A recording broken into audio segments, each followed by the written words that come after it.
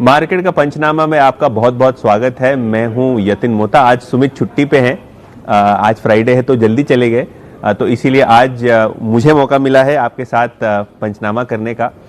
तो देखिए, मार्केट की पहले बात करते हैं। छठे दिन लगातार तेजी, हरा निशान, और जैसे कि हम सीएनबीसी आवाज पे कहते हैं, एक बहुत जबरदस्त सेंटा रैली आज के सत्र में हमको देखने को मिली। स्टार्ट धीमी रही, लाल निशान में रही, लेकिन सेकेंड हाफ में खास करके पिछले आधे घंटे में जो बाइंग हुई वो बहुत जबरदस्त थी, जिसके कारण मार्केट हरे निशान में बंद हुआ। और आईटी फार्मा शेयरों के क्या कहने, बहुत अच्छी रैली यहां हमको देखने को मिली, खास करके आईटी स्टॉक्स में, क्योंकि एक्सेंचर जो एक बड़ी आईटी कंपनी है, उन्होंने अपना गाइडेंस और उनका जो आने वाली क्वार्टर्स में जो आउटलुक है उस पर बहुत अच्छी कमेंट्री दी है, जिसके कारण पूरा का पूरा आईटी पैक आज के सत्र में तेज देखने को मिला। पीएसयू बैंक्स दबाव में थी और एडवांस डिक्लाइन रेशियो भी थोड़ा वीक था। हर एक बढ़ने वाले शेयर पे दो घटने वाले शेयर थे। Asian paints, TCS, Infosys, Titan जैसे शेयरों ने आज के दिन मार्केट में ऑल टाइम हाई लगाया। गेनर्स की भी बात करें तो कहीं ना कहीं आईटी शेयरों का बोलबाला था। इन्फोसिस, एचसीएल टेक, विप्रो जैसे शेयरों में बहुत जबरदस्त तेजी हुई। डॉक्टर रेड्डीज और एशियन पेंट्स भी दूसरे शेयर थे जहां हमने अच्छी खासी बाइंग देखी। लूजिंग साइड पे इंडसइंड बैंक, एचडीएफसी बैंक जैसे दिग्गज आईटी और बैंकिंग शेयर्स थे। ओएनजीसी और आईओसी जैसे ऑयल एंड गैस क्षेत्र के शेयर्स में भी हमको थोड़ी बहुत सेलिंग देखने को मिली। और देखिए, मिड कैप गेनर्स की बात करें तो L and T technology, Cummins India, Whirlpool, Page, Mphasis जैसे शेयरों में बहुत अच्छी बाइंग हमको आज के दिन देखने को मिली। और आईटी सेक्टर की स्पेसिफिकली बात करें तो इन्फो एज, कोफोर्ज, एम्फेसिस जैसे मिड कैप शेयरों में बहुत अच्छा हमको ओवरऑल बाइंग का माहौल देखने मिला। तो जल्दी से जल्दी, अब आज क्योंकि फ्राइडे है, बहुत जल्दी होगी आप लोगों को वीकेंड की छुट्टी मनाने के लिए, तो जल्दी से जल्दी क्वेरी ले लेते हैं, क्योंकि क्वेरीज में हमने ये देखा है कि आज आईटी कंपनीज में काफ़ी सारी हमको क्वेरीज आ रही हैं। और क्योंकि आईटी आज फ्लेवर ऑफ द डे था, सेक्टर ऑफ द डे था, तो बहुत अच्छे वहाँ हमको क्वेरीज देखने को मिल रहे हैं। तो आईटी स्टॉक्स पे अगर आपको कोई क्वेरी हो तो बहुत जल्दी हमको आप अपना जो है मैसेज बोर्ड पे मैसेज छोड़ें। हेमंत पिपलावा जो है वो पूछ रहे हैं टीसीएस और इन्फोसिस पे लॉन्ग टर्म का क्या व्यू है। देखिए, जिस हिसाब से लॉकडाउन में हमने देखा है कि आईटी स्टॉक्स को लेके एक मिसकंसेप्शन था कि अब क्या होगा, वर्क फ्रॉम होम कैसे होगा। बखूबी इन आईटी कंपनीज ने वर्क फ्रॉम होम किया है, एम्प्लॉयज की प्रोडक्टिविटी बढ़ाई है। और अगर आप ऑर्डर बुक भी देखें तो बहुत जबरदस्त ऑर्डर बुक देखने को मिली है हमको आईटी कंपनीज की। तो टीसीएस और इन्फोसिस अगर आपके पास लॉन्ग टर्म के लिहाज से हो तो बने रहिए। मुझे लगता है कि यहां से काफी अच्छे रिटर्न पोटेंशियल के साथ आईटी कंपनीज कारोबार कर सकती हैं। मेहुल माथुर जी एलएनटी पे ट्रेडिंग साइड से व्यू पूछ रहे हैं। देखिए, एलएनटी में आज फुटसी रीबैलेंसिंग की बाइंग हमको देखने को मिली, तो बहुत अच्छी वहां ट्रेडिंग की अपॉर्चुनिटी हमको मिली है। अगले हफ्ते अगर गैप अप हो ओपनिंग एलएनटी का, तो आप यहां खरीदारी करके थोड़ा बहुत ट्रेडिंग गेन आप ले सकते हैं। लेकिन ध्यान रखें, अगर आपको ट्रेडिंग करनी है तो जरूर आपके स्टॉप लॉसेस लगाइए, क्योंकि स्टॉप लॉसेस लगाने से ही थोड़ा बहुत ट्रेडिंग में डिसिप्लिन रहता है। नीलेश शाह जी पूछ रहे हैं फिलिप्स कार्बन उन्हें 176 रुपए पे लिए हैं, क्या व्यू है। देखिए, कार्बन ब्लैक जो होता है वो टायर बनाने के काम आता है, और कार्बन ब्लैक के दामों में पिछले दिनों बहुत अच्छी प्राइस हाइक हुई है। टायर की डिमांड भी बहुत अच्छी है, तो इस माहौल में फिलिप कार्बन के नतीजे अच्छे आने चाहिए और मोमेंटम बना रहना चाहिए। तो अगर आपके पास फिलिप कार्बन है तो आप एक्सपेक्ट कर सकते हैं कि यहां से 10 से 15% का अपमूव बहुत जल्द ये स्टॉक दे। मयूर जैन जी पूछ रहे हैं एमसीएक्स उन्होंने 200 शेयर लिए हैं 1630 रुपए पे, क्या करना चाहिए। देखिए, एमसीएक्स बेहतरीन कंपनी है, और अगर आप मनी कंट्रोल देखते हैं तो वहां एक न्यूज रिपोर्ट भी है कि सेबी वहां शेयर होल्डिंग नॉर्म्स को रिलैक्स करने वाली है। जो 15% कैप थी कोई भी एक शेयर होल्डर को खरीदने की, वो अब 26% कर सकती है सेबी। तो ये फायदा होगा एमसीएक्स को, जाहिर सी बात है, और इसीलिए स्टॉक फोकस में रहेगा। तो अगर आप मीडियम टू लॉन्ग टर्म के लिए देख रहे हैं तो बने रहिए एमसीएक्स में। आरती अग्रवाल जी एज ऑलवेज बहुत सारी क्वेरीज पूछती हैं, और उन्होंने आज पूछा है जिंदल स्टील पे व्यू।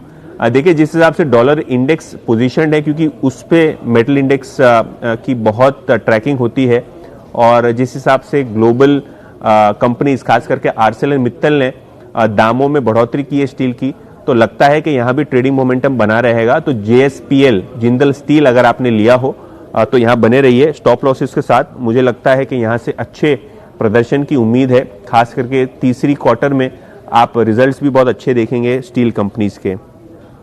अच्छा, मेट्रोपोलिस हेल्थ केयर पे व्यू पूछ रहे हैं शुभजीत बैनर्जी। शुभजीत, देखिए जिस हिसाब से प्रिवेंटिव टेस्टिंग और कोरोना की टेस्टिंग कंपनी कर रही है, खास करके बॉम्बे में, तो बहुत ही अच्छा मार्केट शेयर और अच्छे लेवल से कंपनी का कारोबार बढ़ रहा है।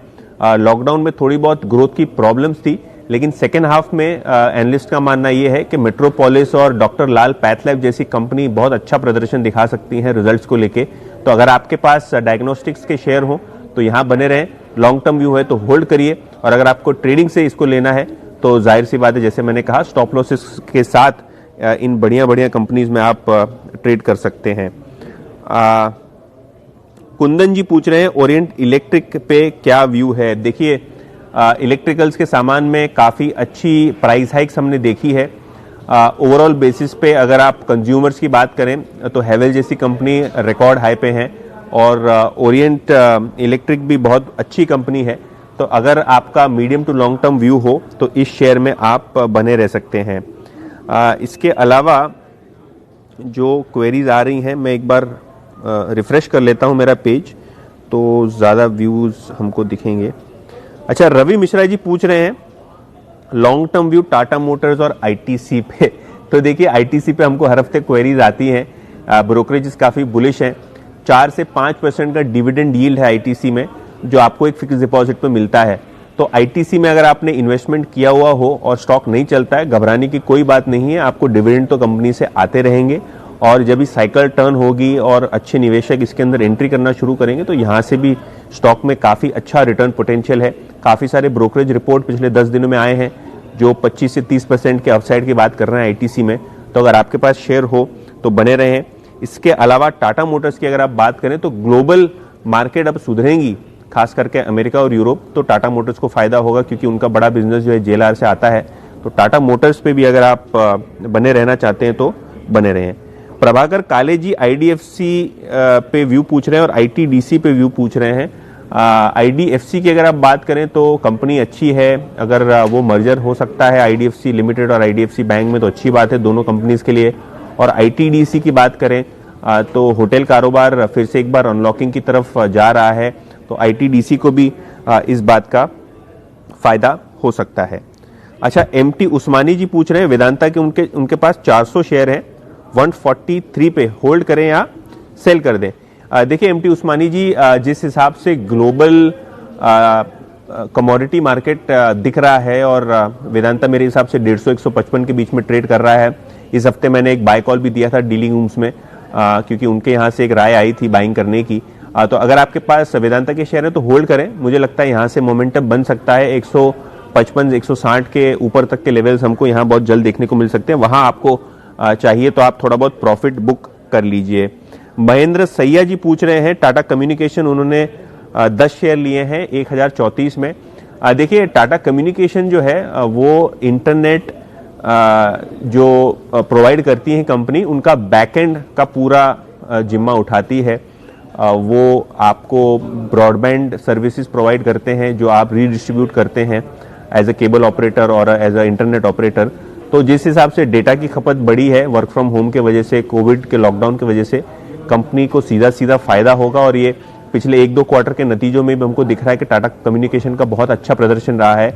आपने अगर देखा हो तो राकेश झुनझुनवाला ने भी यहाँ एक हिस्सा खरीदा है। तो अगर आपके पास टाटा कम्युनिकेशंस के शेयर हो मीडियम टू लॉन्ग टर्म के हिसाब से, यहाँ एक्सपेक्ट कर सकते हैं आपको 15 से 20% के रिटर्न्स मिले लॉन्ग टर्म्स के हिसाब से।